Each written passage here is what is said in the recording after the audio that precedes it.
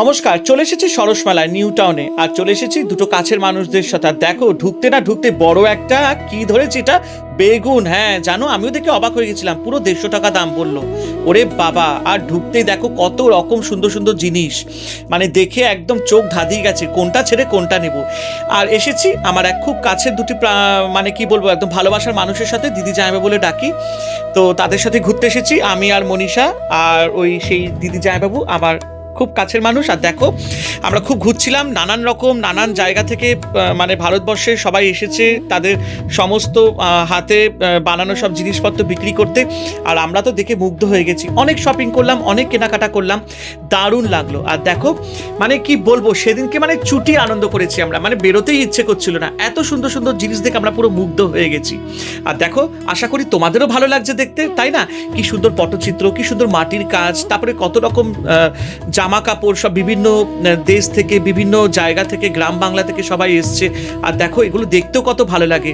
আর আমরা মানে কি বলবো, এগুলো মানে দেখার জন্য আমরা একদম পাগল হয়ে যাই। এখন তো এগুলো মানে দেখাও খুব কম পাওয়া যায়, কিন্তু সব ছোট ছোট এই যে জিনিসপত্রগুলো কিনতেও ভালো লাগে। মেলাতে এসেছি, ঘুরবো ফিরবো, আনন্দ করবো, তাই না? আর এই দেখো কি সুন্দর কাঠের চেয়ার, টেবিল, ড্রেসিং টেবিলগুলো দারুণ লাগছে, জাস্ট দারুণ।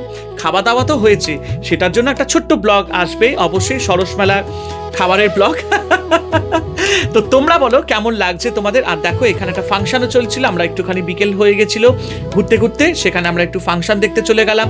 তারপরে এই যে এখানে আমরা একটা মিষ্টি হাব ছিল, এখানে ঢুকে আমরা মিষ্টি খেলাম নানান রকম। আর এই দেখো, এখানে একটা স্টল বসেছিল যেখানে গুড়ের কেক, তারপরে কি বলে ওই যে আনন্দ নাড়ু, তারপরে বড়ি, চিংড়ি মাছের পাঁপড়, নানান রকম আমরা জিনিসপত্র কিনছিলাম। আর এই যে দিদি একটা মিষ্টি খাওয়ালো, খেজুরের মিষ্টি, দুর্দান্ত খেতে, খেজুরের বরফি, আর সাথে চিংড়ি মাছের পাঁপড় কিনলাম।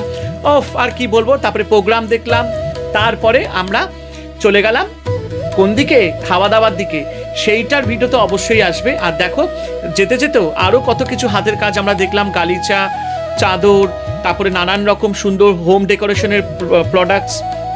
তো দেখো, এবার আমরা এগিয়ে যাচ্ছি খাওয়া দাওয়ার দিকে, কিন্তু সেটা এখানে নয়, সেটা আসবে আরেকটা ছোট্ট ভিডিওতে।